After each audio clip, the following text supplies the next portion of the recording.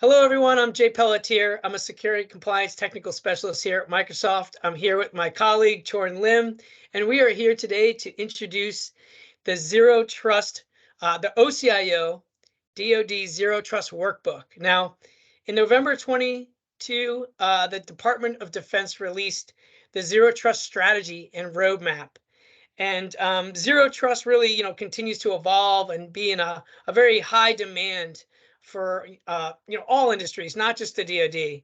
And this has driven many non-DoD customers to look towards leveraging this latest, I would say definitely modernized Zero Trust roadmap.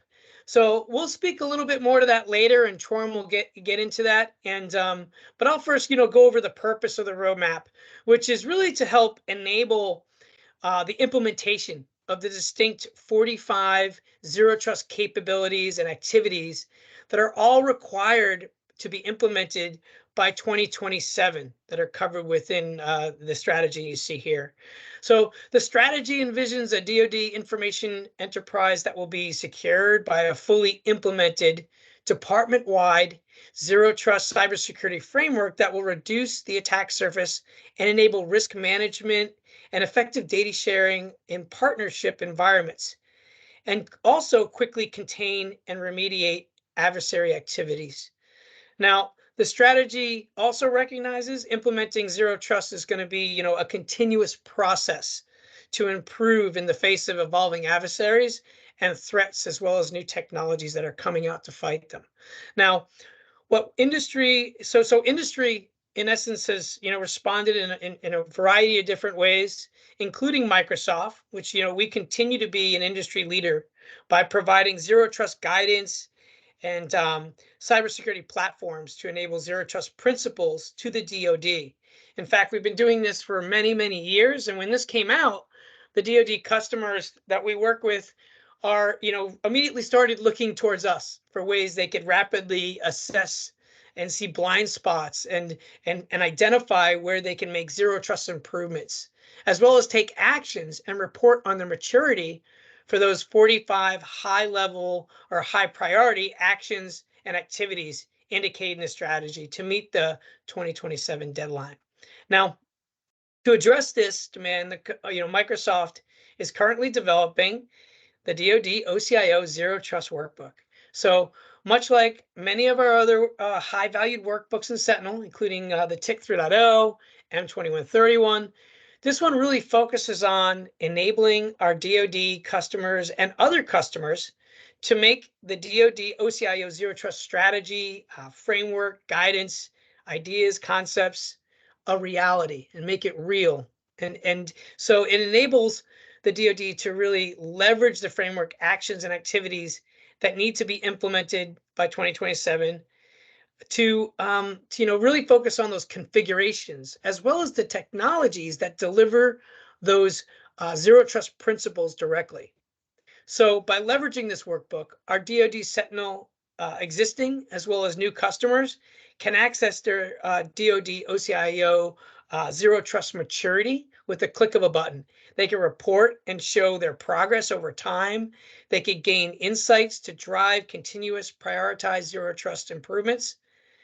And then they can also pivot and take actions, direct actions really, to make those configurations and enable cyber capabilities that provide and deliver on Zero Trust principles. So for example, they can pivot from the workbook into Azure Active Directory configurations for just-in-time access controls to deliver on that Zero Trust principle of use least privilege, right?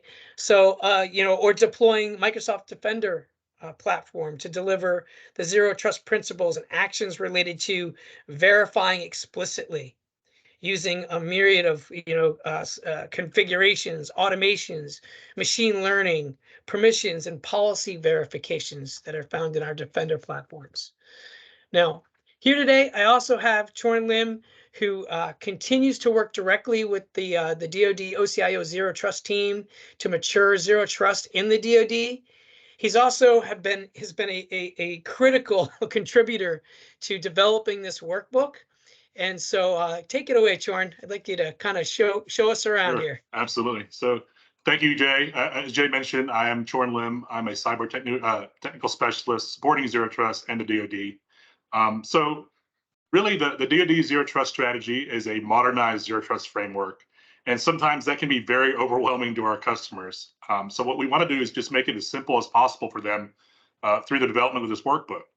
So what you see here, this workbook is pretty much not fully baked yet. So, but we are very enthusiastic with its progress. We've actually shown this to a few customers, and honestly, based on the feedback we've received so far, they simply just can't wait to get their hands on it right now.